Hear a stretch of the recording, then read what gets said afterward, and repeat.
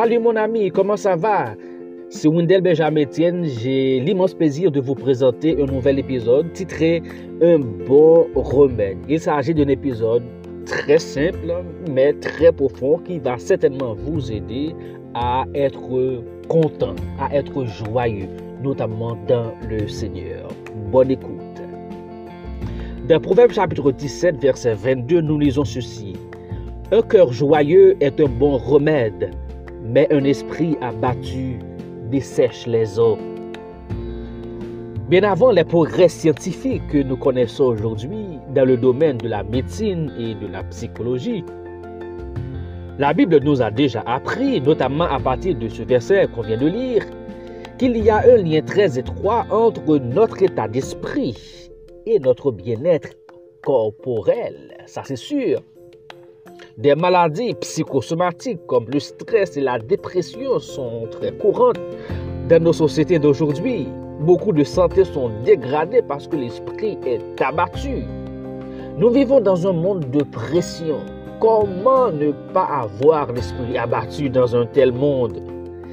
Dieu veut que ses enfants vivent en paix et dans la joie constante. Voilà pourquoi apôtre Paul, prisonnier de son état pour la cause de l'Évangile, exhortait avec insistance les chrétiens de Philippe à être toujours joyeux, selon Philippiens chapitre 4, verset 4, où il dit « Soyez toujours joyeux ». Je le répète, soyez toujours joyeux. Il était lui-même content malgré les douloureuses épreuves qu'il était en train d'expérimenter dans sa vie d'apôtre. Sinon, il n'aurait pas assez de courage de faire ces exhortations. Ainsi, Paul nous enseigne que nous pouvons faire l'expérience de la joie en toutes circonstances, car la joie est un sentiment de bonheur basé sur des réalités spirituelles, c'est-à-dire notre relation avec Dieu. Elle n'est pas basée sur ce que nous possédons et les circonstances présentes et futures, mais sur celui qui soutient toutes choses. Dans quel état d'esprit vivez-vous, mon ami? Est-ce qu'il y a quelque chose qui ravit votre gaieté et votre joie de vivre? Rien ne peut justifier que vous êtes condamné à vivre de la tristesse, la peur et la dépression ou l'anxiété. Une telle vie n'a jamais été le projet de Dieu pour vous. C'est plutôt le projet de Satan pour vous. C'est dans la posture de la peur que Satan opère le mieux. Vous devez le savoir. Vous servez le Dieu de paix, de joie et d'espérance. Je ne connais pas le projet que Dieu a formé sur votre vie. Dans votre parcours de vie et votre rapport avec lui, j'ignore totalement ce qu'il a prévu. Il y a peut-être maladie, déception, moments de sécheresse, de deuil, d'échec, etc. Mais la seule chose dont vous puissiez être sûr, c'est que Dieu veut que vous viviez une vie épanouie et abondante. Il ne veut pas que vous soyez toujours triste et abattu. Vous pouvez expérimenter cette joie ici et maintenant en laissant le Seigneur se charger de tous vos soucis selon 1 Pierre 5, verset 7.